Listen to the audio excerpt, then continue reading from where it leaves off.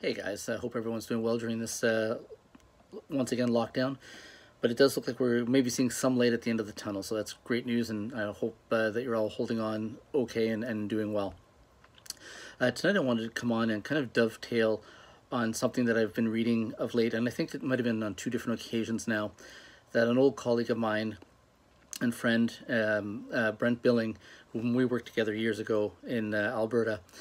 He's now a great recruiter here in Ontario, but I guess he recruits around North America, and he always has some great thoughts and great insights on the industry. You may want to check out on his LinkedIn page his daily musings, because there's always good food for thought in there. And what I want to dovetail on with him tonight is something that I wholeheartedly agree with him on, and that's our social media footprint and what we're using LinkedIn for.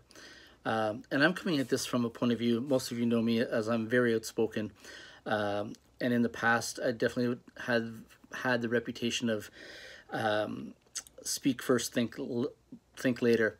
And you take your lumps on it and you hope you come out better on the other side, and I certainly learned and came out better on the other side, and I'm very thankful for it.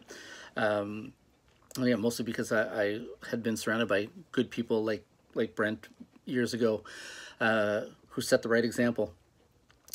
But I've noticed, and I've noticed from his postings as well, especially on LinkedIn, that seeing some really rough postings on political views, anti-vax views, anti-mask views, pro-Trump against Trump, pro-Republican against Republican, pro-Trudeau, hate Trudeau, hate Horvath, hate Kenny, love Kenny, whatever the case may be.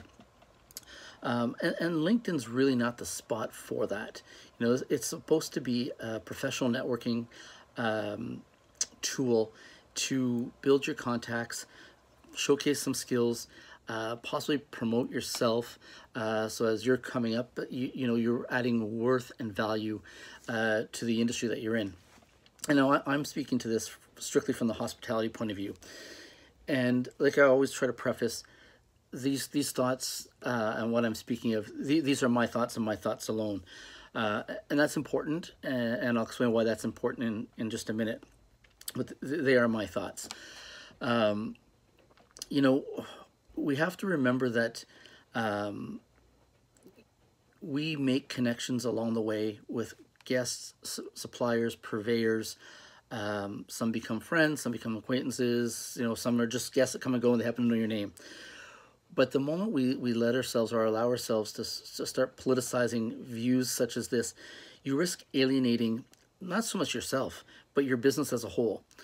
And I'll use as an example, if you've got these, whatever your views are, and they are vehemently against perhaps a hotel guest that's worth 300 room nights a year to your hotel, and he or she may not agree with those views and is offended to see them on a spot like this, they could pull that business. And that's one person. And think of that implication over and over and over.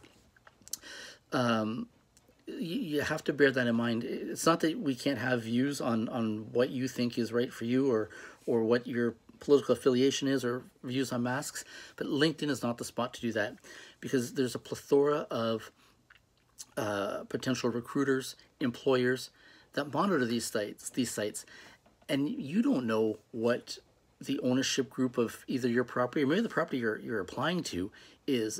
If they are 100% pro-mask, and they're not promoting it, but that's just at their board table, that's what they are, and then you're on LinkedIn going haywire on anti-masking, you probably just closed that door. And you have to be cognizant of that. And again, not that you can't have that view, of course you can. And people can agree or disagree with it, but LinkedIn is not the spot for that.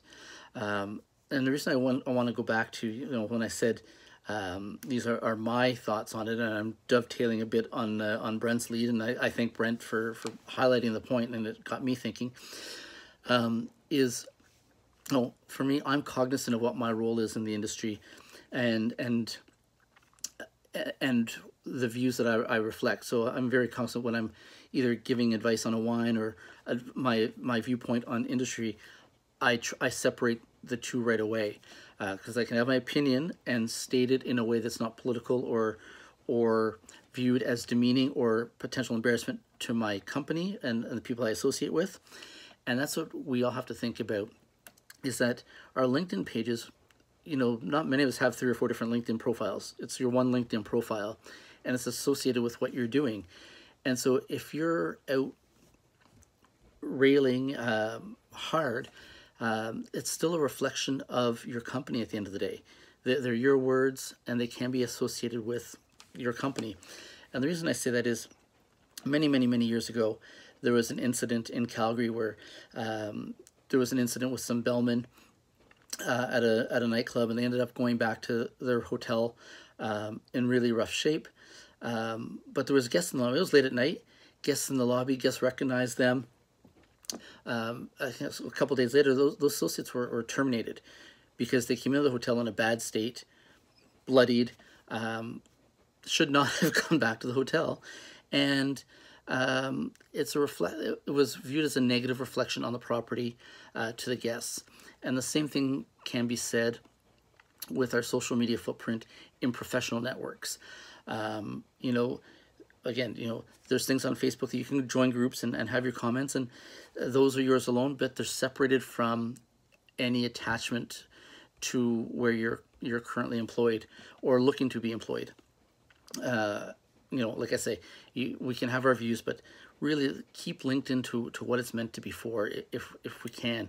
And let's not allow it to become politicized, because there are like I say, there's the Brents of the world, recruiting, HR. You know, I can't tell you how many times I go through LinkedIn and I just see all these HR people that are on my feed now, which is great. Those connections have made over time, but you don't want to be alienating them. So keep that in mind. You know, keep your career top of mind. I know these times are difficult and people go through really dark, dangerous spots. You know, when you've been locked up in your home for over a year. I sympathize and I empathize with that 100%. But as we are coming out of this, just, you know, be aware that words matter, actions matter, tone matters, politicization matters in certain forums. So be cognizant. My advice, again, dovetailing off of what I've seen from Brent, because I think the more of us that provide this advice, especially to people that are up and coming in this industry in hospitality, it can only benefit you. So keep that in mind. Keep up the good fight.